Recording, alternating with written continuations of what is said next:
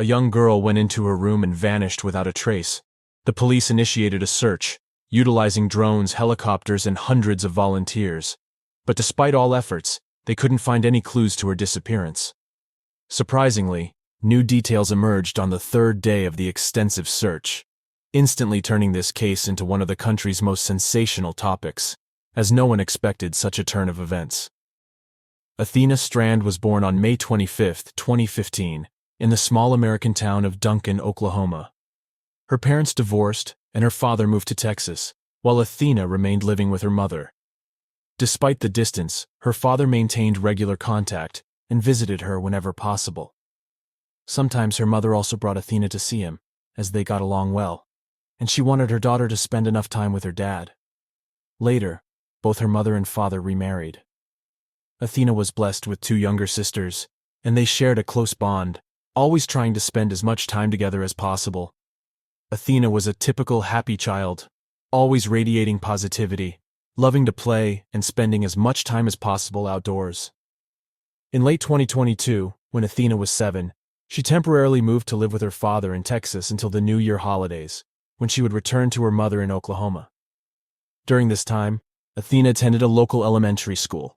Her father's house was situated in a remote rural area, surrounded by woods and fields. She loved spending time in nature with her dad and had a good rapport with his new wife, Elizabeth. On November 30th, just like any other day, Athena returned home from school around 4:15 p.m. Her father and grandfather were out hunting, leaving Athena at home with Elizabeth. That evening, Athena wasn't in the mood, which led to an argument with Elizabeth. Eventually, Athena got upset and went to her room, while Elizabeth headed to the kitchen to prepare dinner. After about 20 minutes, she went to the girls' room to call her for dinner. But Athena was nowhere to be found. Elizabeth searched the entire house and even checked the yard, but the girl was nowhere in sight. Following that, Elizabeth called her husband's relatives, who lived just a few hundred yards away. Sometimes, Athena would visit them, but this time they said they hadn't seen her. After that, Elizabeth called her husband and told him what happened. He immediately told her to contact the police and headed straight home. At around 6:40, Elizabeth dialed 911, and officers arrived at her home within 14 minutes. She explained the situation and shared her version of what happened. She believed that Athena might have run away from home because of the argument they had. However, the girl's relatives strongly doubted this. Firstly, Athena was only 7 years old and had never wandered far from home before. Secondly, it was already evening outside, and she was afraid of the dark. Initially, the police treated Elizabeth with suspicion, mainly because she reported the child missing 40 minutes after she realized it. But after listening to her account of how she searched the entire house and contacted relatives, they concluded she was likely telling the truth. The officers immediately began searching the area.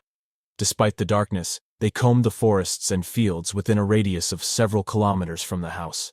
According to their main theory, Athena could have left the house and gotten lost in the darkness, so they focused all their efforts on covering that area.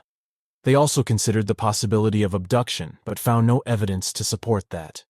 There were no signs of forced entry into the house. Elizabeth didn't hear any noises or screams, and none of the neighbors witnessed anything suspicious that evening. The police were assisted in the search efforts by the girl's relatives and concerned residents of the town. Athena's mother rushed there as soon as she learned about her daughter's disappearance. The search continued until almost 5 a.m., but they still couldn't find any traces of Athena. The situation was complicated by the fact that the area around the house was quite inaccessible, especially during the dark hours. At 7 a.m., the police resumed the search, involving even more officers. Additionally, when news of the girl's disappearance spread throughout the county, hundreds of volunteers joined the search efforts. Some of them scoured the area on horseback and ATVs, while the police utilized drones and helicopters with thermal cameras. Unfortunately, they still hadn't found Athena by the end of that day. The police were concerned for her life, as it was already the beginning of winter. Although Texas is a southern state, the temperature during those days dropped to 50 degrees. Given that the girl was wearing light clothing, it would have been really challenging for her to endure such weather. On the third day, the search continued, and the police expanded the area to miles around the house. They also involved their colleagues, exploring the possibility of a criminal aspect to the case. Despite the initial lack of evidence of abduction, the police increasingly doubted that Athena had left the house of her own accord. During these days, they combed several miles in all directions, but they couldn't find the girl. The idea that she could have walked such a distance without encountering any civilization seemed highly doubtful. Investigators tried to identify everyone who was near Athena's house that evening. This task was quite challenging since the residence was surrounded by trees and located a few dozen yards away from the main road. Moreover, there wasn't a single surveillance camera in the area. Nevertheless, they quickly obtained their first lead. It turned out that on the same evening, a courier service had delivered a package to the girl's home. Investigators immediately contacted FedEx, where they were informed that the delivery to that address was handled by an external contractor. They reached out to the organization responsible for package deliveries, and they identified the specific van that had arrived at Athena's home that evening. Fortunately for the police, each of these vehicles was equipped with surveillance cameras, so they immediately requested the footage from November 30th. After rewinding to the time when the van arrived at the house, investigators saw very alarming footage. It showed the driver pulling a girl resembling Athena into the vehicle. They quickly identified the driver as a 31-year-old Tanner Horner, and the police went to his address. Soon, the man was arrested on suspicion of abduction, and he was taken in for questioning.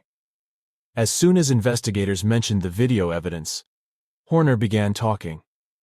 He explained that on that evening, he had indeed delivered a package to Athena's house. When he was backing up his van, he felt a strike and went to check what had happened. Horner found the girl on the ground and realized that he accidentally hit her with his vehicle. Upon approaching, he noticed that she hadn't sustained any serious injuries. The girl was conscious, not crying, and even spoke to him. According to Horner, she told him her name was Athena. Feeling unsure of what to do in this situation, he panicked. After that, he put the girl in his van, trying to figure out how to resolve the situation. She continued talking to him and said that she will tell her father about it, and Horner became even more anxious. He didn't know what to do with the whole situation, as he understood that if the girl will tell adults about the incident, he could face legal trouble.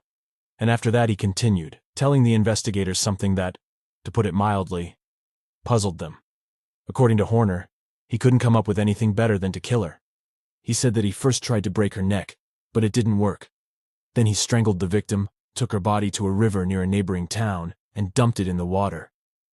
Of course, such a version of events raised significant questions for the police, but the suspect provided them with the exact location where he left Athena. The investigators immediately went there and indeed found her body. The news of the girl's murder shocked not only her relatives, but also thousands of people across the country. By that time, all major media outlets were covering the case, and people were appalled by such cruelty. After the body was found, Horner was charged with abduction and murder. While waiting for the medical examiner's report, detectives scrutinized the criminal's identity, trying to better understand his motives. The version of events presented by Horner seemed utterly implausible. According to his account, he had lightly hit the girl with the van, causing her no serious injuries. However, the man was so terrified that he immediately decided to kill her, considering that hitting a child without causing harm might only lead him to losing his job. Horner's story appeared highly strange. The police found that the man was engaged and had a child born a year before these events. Besides delivering packages, he occasionally worked as Uber driver. Horner was also involved in music and played in a band performing at various cafes in the neighboring city of Fort Worth. On social media, he posted multiple photos with his child, musical performance snapshots, and other things that, upon viewing, didn't portray Horner as a true monster. Before his arrest, he had no previous legal issues, and the police couldn't find any hints that this person was a cruel killer throughout his biography. Just 2 months before Athena's death, the man had posted photos of spending time with his son and his grandparents. The wait for the medical examiner's report, which was expected to shed light on the actual sequence of events, lasted for several weeks. In the meantime, Athena's parents filed a lawsuit against FedEx and the contracting company, accusing them of allowing Horner to work. They demanded higher standards for employee screening to prevent such crimes in the future. One fact that came to light made this whole story even more devastating. It turned out that the package Horner delivered that evening was a Christmas present for Athena. Her parents had ordered a Barbie doll, something she had long wanted. When the medical examiner's conclusion became public, even more questions arose in the case. According to the document, the victim died within the first hour after being abducted. Her body bore injuries of varying severity, and the cause of death was asphyxiation. However, the main version held by the detectives didn't stand. They believed that Horner noticed the girl near the house and decided to abduct her to sexually assault her, but the medical experts found no evidence of that. This puzzled the police, as this motive seemed the most obvious. None of them believed that events unfolded according to the killer's account, as it lacked any logical explanation. Then the investigators speculated that the perpetrator initially planned to sexually assault the girl, but something deviated from his plan. According to the detective's version, after the argument between Athena and her father's wife, the girl went outside and was in the yard. At the same time, Horner arrived at the house to deliver the package and noticed the girl. According to this version, he saw an opportunity to fulfill his depraved fantasies. Athena was alone near the house, surrounded by trees, completely isolated from prying eyes. Horner could have either lured the girl into the van through deception or deliberately hit her to place her in the vehicle without resistance. What happened next is unclear. There are two main versions that seem most logical. Horner might have planned to take the girl far away from the house to commit his intended acts, but she either started screaming or attempted to escape. Fearing capture, the man killed her and then took her body to the river.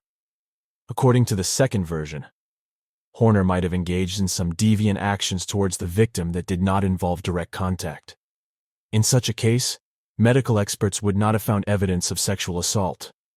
Soon, the detectives came across indirect and rather unexpected clue that this crime indeed could have had a sexual motive. Horner had no previous legal issues before this murder, which is relatively rare. In most cases, people capable of deliberately taking someone's life begin with much less severe crimes.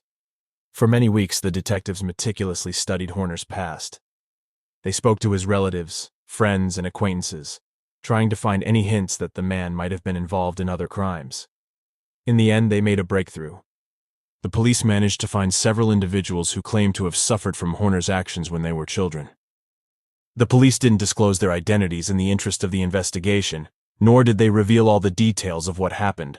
It's only known that one of the victims accused the man of assaulting her 9 years ago.